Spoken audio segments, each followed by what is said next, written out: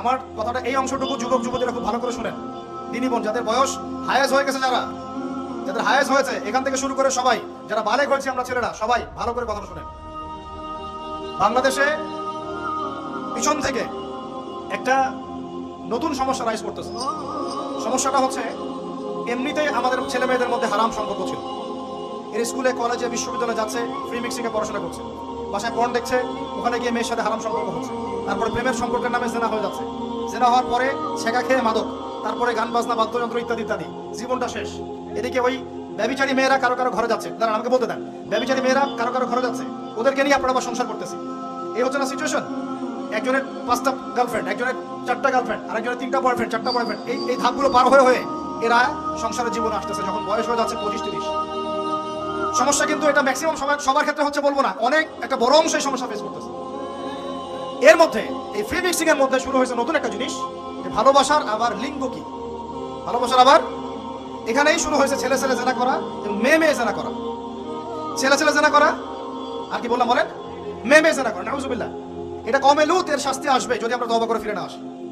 এর উপরে এখন শুরু হয়েছে ভালোবাসার আবার ধর্ম কি, ভালোবাসার আবার, আমার সাথে পরে কি বললাম, ভালোবাসার আবার, এদিকে মনোযোগ দেন, ভালোবাসার আবার কি, ভালোবাসার আবার কি, এই কথাটা এই স্লোগানটা দিয়ে কি করা হচ্ছে আপনারা শুনেন।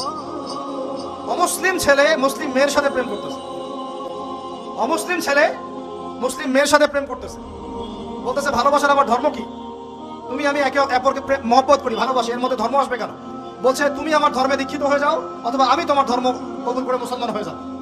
এই মিথ্যা কথাগুলো প্রলোভন দিয়ে এখানে ওখানে পার্কে নিয়ে গিয়ে চটপটে ফুচকা খাওয়ায়, কফি শপে নিয়ে গিয়ে এভাবে আস্তে আস্তে আস্তে আস্তে মেয়েদেরকে লাইনে নিয়ে আসতেছে। আনার পরে শোনেন, কথা আগে শুনেন, বুঝেন, আপনি ঠিক বললেও ঠিক, এটা না বললেও ঠিক, চলতেছে এটাই সমাজে। এখন কথা হচ্ছে আমরা যদি আমাদের বোনদের ইজ্জতকে বাঁচাইতে চাই, এই বিষয়টা সম্পর্কে সচেতন থাকতে হবে। মেয়েদেরকে ফুসলিয়ে ফাসলিয়ে এভাবে প্রেমের জালে ফেলে শেষমেশ বেড়ে নিয়ে গিয়ে ধর্ষণ বা গণধর্ষণ করে মেয়ের ওই ওভারির মধ্যে ওদের বীর্যপাত করে দিয়ে ওই ছেলেটার কোনো খবর পাওয়া যায় না, লাপাত্তা হয়ে যায়। কোনো কোনো ক্ষেত্রে টাকার বিনিময়ে মেয়েদেরকে পাচার করারও অভিযোগ পাওয়া গেছে। এবং এই কাজটার নাম তারা সংঘবদ্ধভাবে দিয়েছে, এর নাম নাকি লাভ জিহাদ। নাউজুবিল্লাহ। এবং বীর দর্পে ফেসবুকে পোস্ট দিচ্ছে, আজকে অমুক মেয়ের এটা করলাম, আজকে তমুক মেয়ের এটা করলাম। ভিতর থেকে একটা চক্র কাজ করতেছে এবং এই চক্রের কেউই মুসলিম না, এই চক্রের কেউই কিন্তু মুসলিম না। বাইরে আবার পরিচয় দিতে পারে যে আমি মুসলিম, আমার নাম অমুক, নাম পরিবর্তন করে মুসলিম মেয়েদেরকে ফুসলিয়ে ফাসলিয়ে এই জেনার ফাঁদে ফেলে ওর পিছনে কিছু টাকা খরচ করে, কিছু সময় দিয়ে ওকে প্রয়োজনে ঘুমের ওষুধ খাওয়ায়, প্রয়োজনে আবার জাদুটোনা করে, বান মারে, ওকে তাবিজ কবজ করে বিছনায় নিয়ে এসে ধর্ষণ বা গণধর্ষণ করে, ওই ভিডিওগুলো দিয়ে পরে ওকে ব্ল্যাকমেইল করে, পরের কাছ থেকে টাকা খাওয়া শুরু করে, কোনো কোনো ক্ষেত্রে মেয়েদেরকে পাচারও করে দিচ্ছে। আমাদের মেয়েদেরকে বলতেছি কোনো অবস্থাতেই কোনো মুসলমান ছেলের সাথে কোনো অবৈধ সম্পর্কে যাবেন না। আর অমুসলিম হলে তো কোনো কথাই নাই। অমুসলিমের সাথে আপনার কিসের প্রেমের সম্পর্ক? একটা চট দিয়ে দাঁত ফেলে দাও দরকার মেয়ে। অমুসলিম ছেলের সাথে তোমার কিসের প্রেমের সম্পর্ক? পরে যখন এই ছেলেগুলো তোমাকে নিয়ে রেপ করে রাখবে তখন তোমার আক্কেল হবে? তখন তোমাদের হুঁশ ফিরবে? তখন এসে আমাদের কাছে মেসেজ করতেছে আমার এই সমস্যা হয়েছে, আমাকে এখন আমি কি করবো বলেন? আমাদের ওয়াইফদের কাছে মেসেজ করে এরকম এরকম হয়েছে আমার সাথে, আমরা কি করবো বলেন?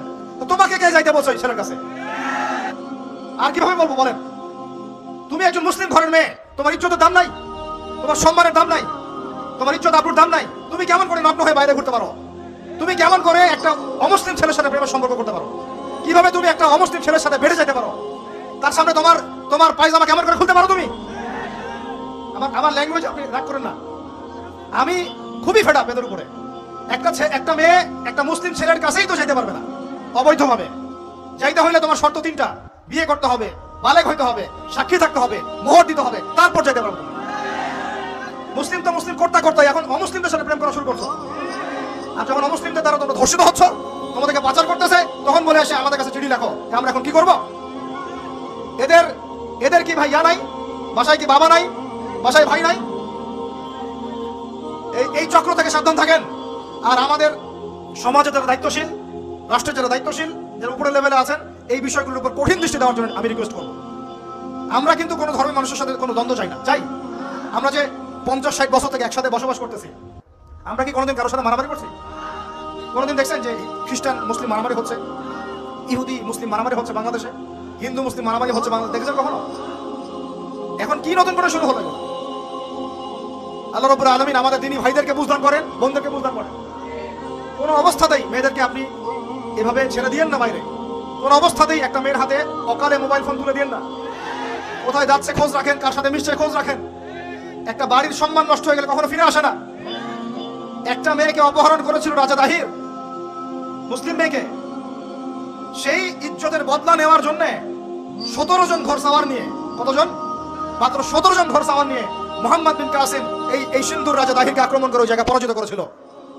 একটা মেয়েকে নিয়ে ঘটনা ঘটেছিল। আমাদের বোনের ইজ্জতের এত বড় দাম। একজন নারী, শোনেন, একজন নারী বনু কাইনুকার বাজারে গিয়েছিলেন তার প্রয়োজনে। ইহুদি তার শ্লীলতাহানি করেছে, তার সতর খুলে দিয়েছিল একজন ইহুদি।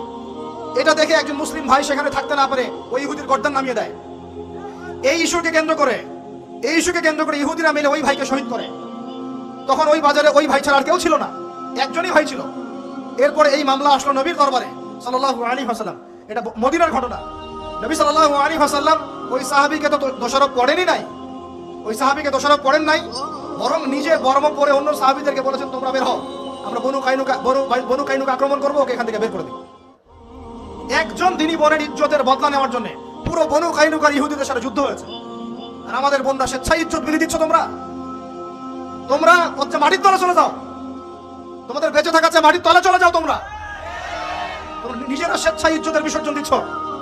আমি ইয়াং ছেলেপেলেদেরকে বলছি, ভাই আমরা আসছি আল্লাহর ইবাদত করতে, এখানে আল্লাহর দিনকে জিন্দা করতে, আল্লাহর দিনকে সমাজে কায়েম করতে। জিনার সাথে আমাদের কি সম্পর্ক থাকতে পারে? পর্নের সাথে আমার আপনার কি সম্পর্ক থাকতে পারে? আপনার আমার এরকম হারাম সম্পর্কের সাথে কি সম্পর্ক থাকতে পারে? এগুলো কোনো অবস্থাতে আমরা ধার কাছে যাবো না ইনশাআল্লাহ।